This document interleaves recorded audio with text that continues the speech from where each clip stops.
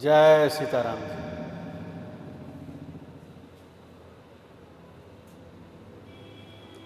कंचन, कामनी और कृति।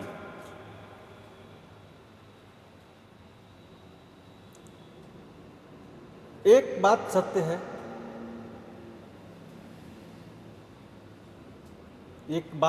है, और सत्य है क्या कि एक दिन मृत्यु अवश्य होगी।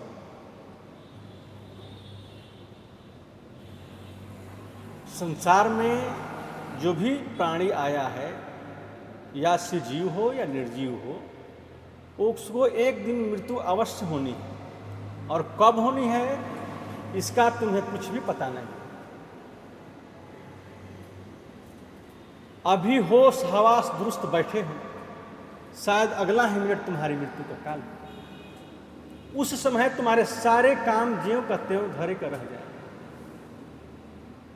अभी काम से तुम्हें पल भर को फुर्सत नहीं मिल रहा है।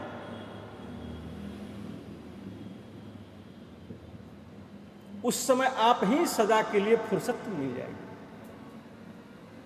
अभी शरीर के आराम के लिए तुम बड़े सुंदर महलों में मुलायमदार गद्दों पर सोते बैठते हो। उस समय निर्जन वन में सियार कुत्ते और गिद्धों घिरे हुए डरावने मरघट में खाली जमीन पर तुम्हारा यह सोने का शरीर जलकर खाक हो जाएगा।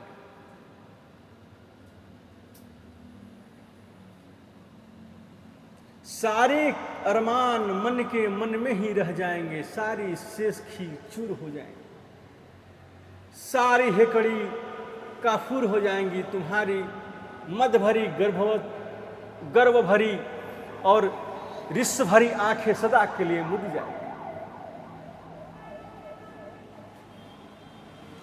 कैसे निश्चित से होकर भागों में भटक रहे हो, चेतो, शीघ्र चेतो, फिर पछताने से कुछ भी नहीं होगा।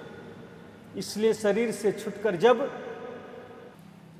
तुम परलोक में जाओगे और वहां तुम्हारे यहां के कमाए हुए कर्मों के भीषण फल सामने आएगा, तब कांप उठोगे। यहां के मौज मजों में जिस सुख का अनुभव करते हो, वहां एक एक मौज के बदले में जो जो भयानक दंड मिलेगा, उससे सुनकर मूर्छित हो जाओ। परंतु बाध्य होकर मौज का बदला भोगना ही पड़ेगा। इसी में अभी चेत जाओ। शरीर मन बन से किसी जीव का अहित ना करो, किसी के जीवों का मत दुखाओ।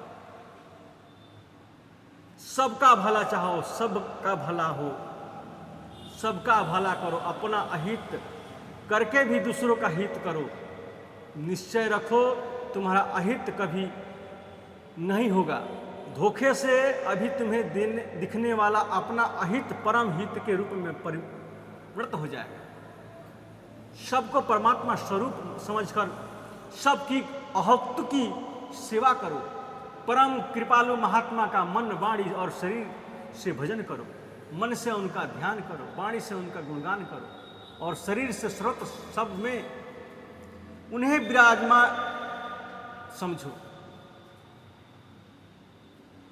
विराजित देखकर सबकी आदर, प्रेम और उत्साह के साथ सेवा करो। विषयों से मन हटाकर भगवान में लगाते रहो। विषयों को विष समझते हो, विषयों को विष समझो और भगवान को दिव्य अमृत। भगवान के लिए भगवत पूजा के भाव से विषयों का ग्रहण करना दूषित नहीं है, परंतु कभी भी भोग बुद्धि से विषयों को न चाहो और न भोगो, न उसके प्रति प्रीत करो। भगवान को प्राप्त करने की जितनी साधनाएं हैं, सब में वैराग्य और भजन प्रधान है। जिसके हृदय में वैराग्य है, वह बड़े से बड़ा त्याग सहज ही कर सकता है। त्याग से सारे सद्गुण आप ही आप आ जाते हैं। परंतु वैराग्य के साथ भजन की आवश्यकता है। संसार के भागों से हटाए हुए मन को साथ ही साथ भगवान में लगाने का भी प्रयत्न करता चाहिए। धन, स्त्री और मान, धन, स्त्री और मान, इन तीनों का मोह छोड़ने की चेष्टा करो। धन का महत्व हृदय से निकाल दो। दान और सत्कार्य के लिए भी धन संग्रह की चेष्टा मत करो। न सत्कार्य की प्रवृत्ति के लिए ही किसी धनवान से धन मांगकर धन को महत्व प्रदान करो। अपने लोभ रहित न्योपार्जित धनों से यथा योग्य सत्कार्य करो। उस माता लक्ष्मी को भगवान की गृहिणी समझकर भगवान के चरणों में भेंट कर दो। तुम माँ का दिया हुआ प्रसाद मत ग्रहण करो। माँ लक्ष्मी को कभी भोग्य मत समझो। तुम किसी सत्कार्य में लगे हो, जो जहाँ तक हो बिना मांगे मिल जाए, उसी धन से सत्कार्य करो। धन में तुच्छ बुद्धि करो और उसकी आवश्यकता को यथासाध्य घटाते रहो, जिससे तुम्हें किसी से कभी कुछ भी मांगना ना पड़े। स्त्री जाति का अपमान मत करो। स्त्री जाति से कभी घृणा मत करो, परंतु उसे भोग्य वस्तु समझकर उसका अमर्यादित संग भी न करो। तुम कहोगे कि हम योग्य वस्तु नहीं समझते, देवी समझते हैं, बहुत अच्छी बात है, परंतु मन बहुत दुष्ट है। बड़े बड़े तपस्वी और सन्यासी पुरुष सत्संग से विचलित हो जाते हैं। इतने झूठे अभिमान को छोड़ दो। अपनी कमजोरियों पर ख्याल करके स्त्रियों से अलग रहो। धन से स्त्री का त्याग कठिन है और स्त्री की अपेक्षा मान का। स्त्री का त्याग केवल अलग रहने से ही नहीं है, भोग्य बुद्धि से स्त्री का चिंतन दर्शन, उसके चित्र का दर्शन भी विकार उत्पन्न करने वाला होता है।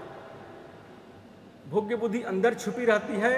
मन को बहुत टटोल कर देखो, उसका दोष पहचानने की इच्छा से गहरी अंतर्दृष्टि करो। तुम पता लगेगा कि स्त्री के रूप पर, उसके वेशभूषा पर, उसके शब्दों पर, उसके हाव भाव पर तुम्हारे मन में आसक्ति है। इसी प्रकार स्त्रियों को भी पुरुषों से बचना चाहिए। गुरु भाव से भी एकांत में पर पुरुषों से कभी नहीं मिलना चाहिए। इंद्रियां बड़ी प्रबल है, साधन करते करते संयम से निकल भागती है, फिर उन्हें स्वच्छंद छोड़ने पर तो कहना ही क्या है। मान बड़ाई बड़ी मीठी छुरी है, विषय विश्व भरा सोने का घड़ा है, उसमें खूब सावधानी से बचो। बहुत बार मनुष्य मन का मान का त्याग भी मानने के लिए करता है, अपमान को भी मान की कामना से सिर चढ़ाता है। सावधान मन के धोखे से में मत जाओ। सच्चे अमानी बनो। मनुष्य धन और स्त्री को छोड़ देता है, परंतु मान का त्याग और उसमें भी शारीरिक मान की अपेक्षा मौखिक बड़ाई का त्याग होना बड़ा कठिन है। कीर्ति भी कामना में बहुत बड़े बड़े का सत्कार बड़े सस्ते बेच देते पड़ते हैं। सत्कार्य बड़े सस्ते बेच देने पड़ते हैं। कीर्ति का लोभ न करो, भगवान का लोभ करो।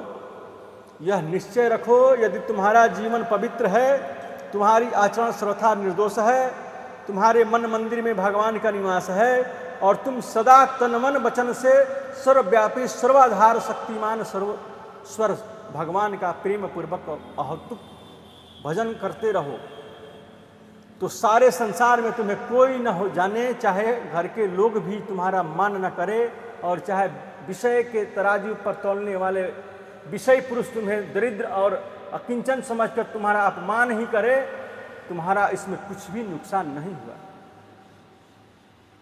इसमें तुम्हारा कोई नुकसान होगा ही नहीं।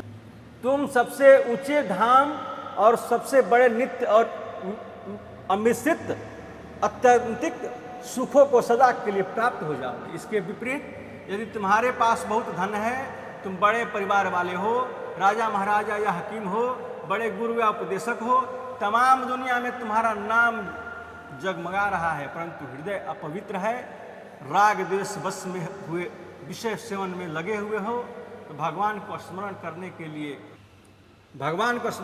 के लिए ही नहीं मिलता, तो क्या हुआ? तुम्हारा यहाँ का मान और सम्मान सर्वथा निरर्थक और परलोक में दुख का हेतु है। याद रखो, तुम्हारी जिंदगी बेकार ही नहीं है, तुम घोर नरक को यात्रा की तैयारी कर रहे हो। इतने मान छोड़कर दूसरों को मान दो और सच्चे विनयी होकर भगवान का भजन करो।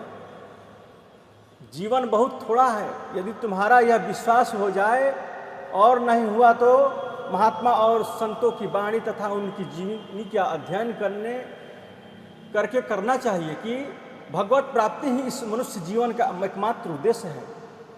तो आज से, अभी से ही इसकी प्राप्ति के लिए प्रतिबद्ध होकर दृढ़ता के साथ लग जाना चाहिए। संसार कोई भी प्रलोभन तुम्हारे मार्ग में बाधा ना दे।